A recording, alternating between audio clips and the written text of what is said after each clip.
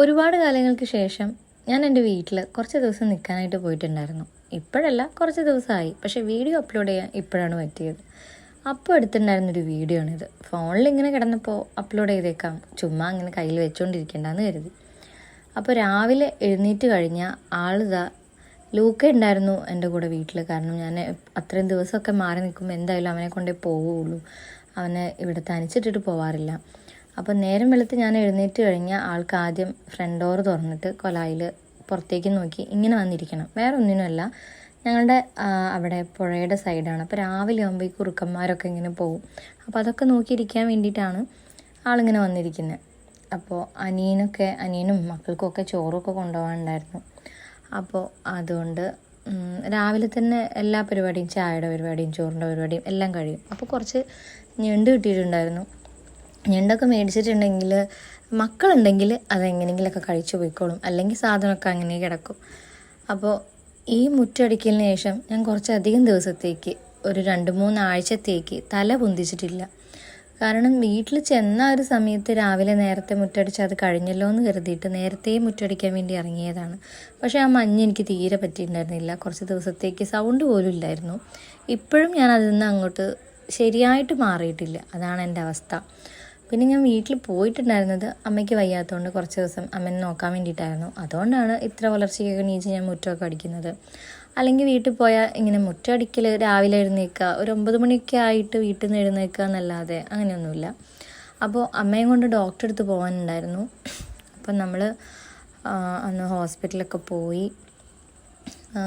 വീട്ടിൽ വന്നപ്പോൾ കുട്ടികൾ ഇതാ കളിക്കാനായിട്ട് അവർ ഓരോ സ്റ്റോറ് കാര്യങ്ങളെന്നൊക്കെ പറഞ്ഞിങ്ങനെ ഇരിക്കുകയാണ്. അപ്പോൾ പറഞ്ഞു വന്നത്, വീട്ടിൽ പോയാൽ പണിയൊക്കെ എടുക്കും, പക്ഷേ രാവിലെ നേരത്തെ എഴുന്നേറ്റിട്ട് ഇങ്ങനെ പണിയെടുക്കുന്ന പരിപാടിയൊന്നുമില്ല.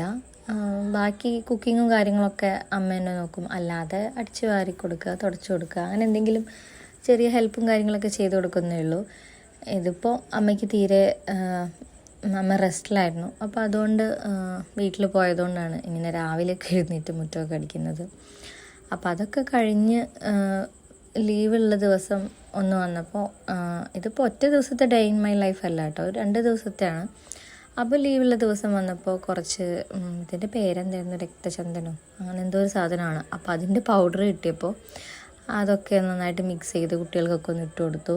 ആദ്യമൊക്കെ എനിക്ക് ഭയങ്കര ഇഷ്ടമായിരുന്നു ഇങ്ങനെ ഓരോ ഫേസ് പാക്കൊക്കെ ഉണ്ടാക്കി ഇങ്ങനെ അപ്ലൈ ചെയ്യാനൊക്കെ. ഇപ്പോൾ കുറച്ചായിട്ട് അതൊക്കെ ഭയങ്കര മടിയായി വന്നിട്ടുണ്ട്.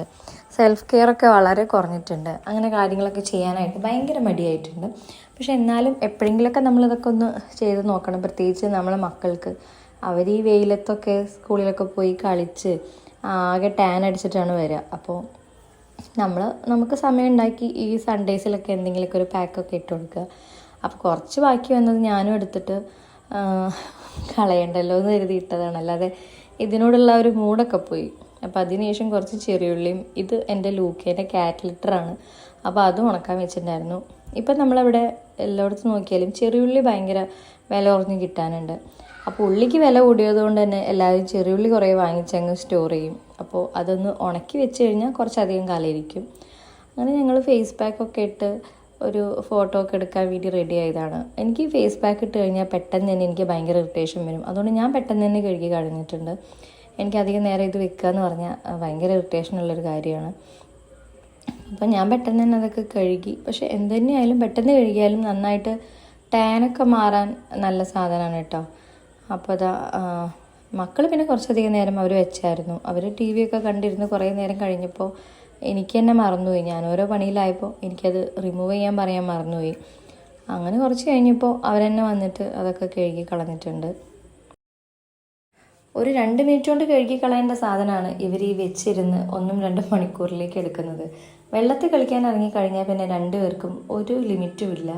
ഞാൻ കഴുകിത്തരാമെന്ന് പറഞ്ഞിട്ടും കേൾക്കാതെ 2 പേരും ഒറ്റയ്ക്ക് തന്നെ കഴുകിയിരിക്കുകയാണ്.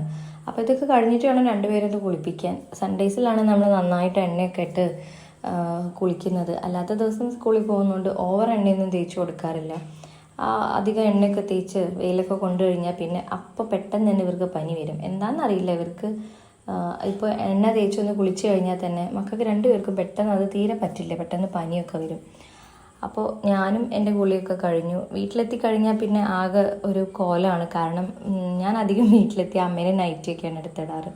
അപ്പോൾ അമ്മേൻ്റെ നൈറ്റിയൊക്കെ ഇട്ടിങ്ങനെ നടക്കുമ്പോൾ സത്യം പറഞ്ഞാൽ നമ്മളെ ഹസ്ബൻഡ് വീട്ടിൽ നടക്കുന്ന പോലെ എന്തായാലും നമ്മളെ വീട്ടിൽ നടക്കില്ലല്ലോ. അവിടെ പിന്നെ ആര് കാണാൻ ആരറിയാമെന്ന് വിചാരിക്കും. അതുകൊണ്ട് ഇങ്ങനെയൊക്കെ നടക്കുകയാണ്. അപ്പോൾ അത്രയേ ഉള്ളൂ, ഒരു കുട്ടി വ്ളോഗാണ്. വീഡിയോ കളയാൻ തോന്നിയില്ല, അതുകൊണ്ട് മാത്രം അപ്ലോഡ് ചെയ്യണം. വീഡിയോ ഇഷ്ടപ്പെട്ടെന്ന് വിചാരിക്കുന്നു. ഇഷ്ടപ്പെട്ടാൽ ലൈക്ക് ചെയ്യാൻ മറക്കരുത്. സബ്സ്ക്രൈബ് ചെയ്യാത്തവരൊന്ന് സബ്സ്ക്രൈബ് കൂടി ചെയ്യണം. അപ്പോൾ കുളിയൊക്കെ കഴിഞ്ഞ് 2 പേരും കഞ്ഞി കുടിക്കുന്ന തിരക്കിലാണ്. അപ്പോൾ നമ്മുടെ വീഡിയോ അത്രയേ ഉള്ളൂ. Tata, bye bye.